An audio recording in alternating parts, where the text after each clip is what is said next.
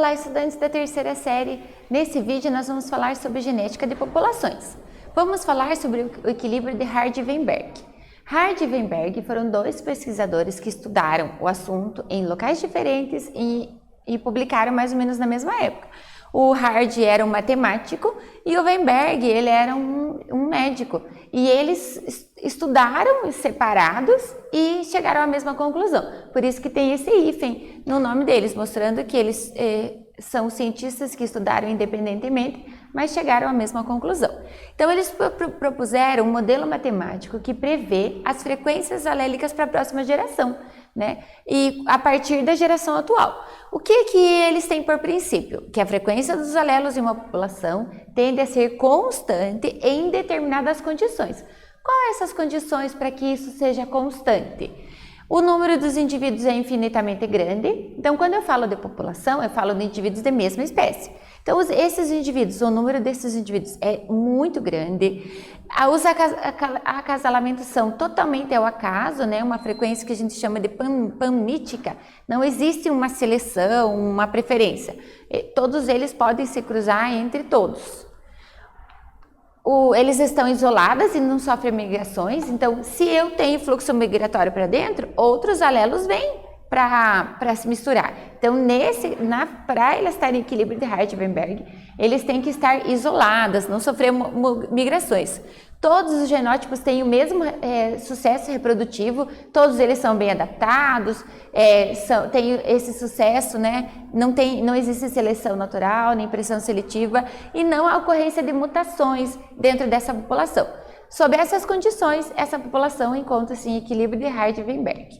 Então, o que diz esse teorema deles? Ele diz o seguinte, que a frequência do alelo dominante Azão eu indico pela letra P. E a frequência do Azinho eu indico pela letra Q. Quando eu faço a primeira lei de Mendel, se eu coloco indivíduos heterozigotos que se cruzam, azão, azinho vezes azão, azinho, eu tenho azão, azão, azinho, azão e azinho, azinho. Então, é a partir dessa frequência alélica que a gente faz o cálculo para saber se a população está em equilíbrio ou não. Então, eu tenho que a frequência do alelo dominante é o P e a frequência do alelo dominante é o Q. Eu tenho que P mais Q é igual a 1. Por quê? Porque os alelos de P mais Q vão dar o 100% da população, que é igual a 1. Então, por exemplo, olha, azão, azinho cruzou com um azão, azinho. Então, eu tenho azão, azinho. Lembra que azão é P? Então, se eu tenho azão, eu tenho P ao quadrado. Azão, azão é P e azinho é Q. Então, P vezes Q. Azinho, azão, eu tenho que é Q vezes P. E azinho é o Q ao quadrado. Por quê? Porque azinho é Q. Então, eu tenho o teorema que diz o quê? P ao quadrado, que frequência dos alelos dominantes, azão, mais 2 vezes PQ. Lembra? Azão, azinho e azinho, azão? 2 vezes, eu tenho 2 possibilidades. Então, 2PQ. E mais Q ao quadrado. Q ao quadrado, azinho, é igual a 1, que é igual a 100%. Então, eu tenho que P ao quadrado é a frequência do azão. 2 vezes P vezes Q é a frequência do azão, azinho. Por que 2? Porque são 2 possibilidades, azão, azinho ou azinho, azão. E eu tenho Q ao quadrado, que é a frequência do azinho, azinho. Q ao quadrado, porque 2 vezes, igual a 1, que é o 100%. Então, vamos lá. Numa população de 3.000 indivíduos, eu tenho que o alelo azão é 0,7. Qual que é o equilíbrio, então, para azão, azinho e azinho, azinho? Eu vou aplicar o teorema.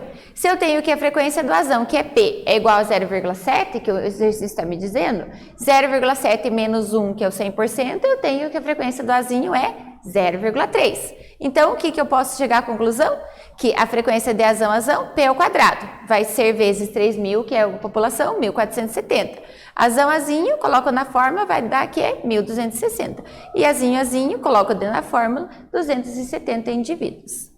Então, o que o teorema diz? Se o número, a frequência alélica for diferente do que está esperado, eu posso dizer que aquela população está sofrendo o processo evolutivo. Por quê? Porque para o teorema ser igual ao esperado, não pode ter nenhuma interferência. Se há interferência, essa população está sofrendo o processo evolutivo, pressões, né, ambientais e sofrendo o processo evolutivo. Então, nesse vídeo nós falamos sobre o teorema de Hardy e Weinberg. Espero que vocês tenham gostado. Até breve!